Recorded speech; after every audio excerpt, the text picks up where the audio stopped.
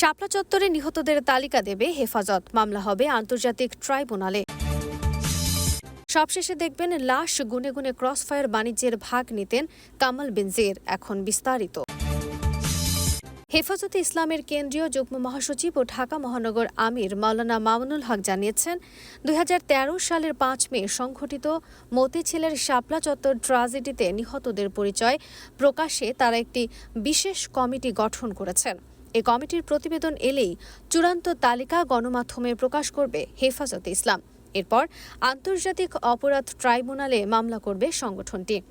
বাংলাদেশ খেলাফত মজলিসের এই মহাসচিব মনে করেন, অন্তর্বর্তী সরকার সঠিকভাবে ধর্মীয় জায়গাগুলো পরিচালনা করতে পারছে না এবং বাংলাদেশের রাষ্ট্র ব্যবস্থা ইসলামকে অবহেলার দৃষ্টিতে দেখে। আর এই বিবেচনায় দেশের বিদ্যমান ইসলামী ও ধর্মভিত্তিক শক্তিগুলোকে ঐক্যবদ্ধ অবস্থায় দেখার প্রত্যাশার কথা জানিয়েছেন মামুনুল হক। অপরদিকে সাবেক স্বরাষ্ট্রমন্ত্রী আসাদুজ্জামান কামাল এবং পুলিশের সাবেক মহাপরিদর্শক বেনজির আহমেদ ক্ষমতার অপব্যবহার করে দুর্নীতির মাধ্যমে হাজার কোটি টাকার সম্পদের তথ্য প্রকাশ্যে এসেছে। পুলিশের সাবেক মহাপরিদর্শক বেনজির আহমদ ও তার পরিবারের সম্পদ অর্জনের পাশাপাশি বেনজিরের নানা অপকর্ম এখন ধীরে ধীরে প্রকাশ পাচ্ছে। এবার সেনাবাহিনীর অবসরপ্রাপ্ত মেজর সিনহা হত্যাকে ঘিরে আরেকটি চাঞ্চল্যকর তথ্য সামনে এসেছে বেনজিরের। অভিযোগ আছে, কক্সবাজারের টেকনাফে আলোচিত মেজর সিনহা হত্যা মামলা থেকে বাঁচানোর আশ্বাস দিয়ে ফাঁসির দণ্ডপ্রাপ্ত তৎকালীন টেকনাফ থানার ওসি প্রদীপ কুমার দাসের কাছ থেকে ৫০ কোটি টাকা ঘুষ নিয়েছেন পুলিশের সাবেক মহাপরিদর্শক বেনজির আহমদ।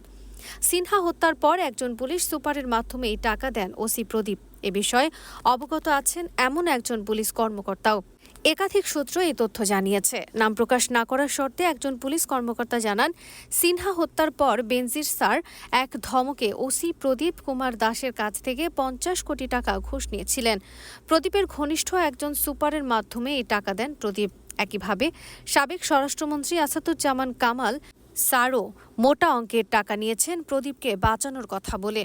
তিনি বলেন, সিনহা হত্যার পর নিজেদের মোবাইল এড়িয়ে বিশেষ ব্যবস্থায় বেনজির স্যার ওসি প্রদীপের সঙ্গে কথা বলেন। ওই সময় বেনজির স্যার ওসি প্রদীপকে ধমকে সুরে বলেছিলেন, ক্রসফায়ার বাণিজ্য করে তুমি হাজার কোটি টাকা আয় করেছ, শত শত মানুষকে গুলি করে মেরেছ।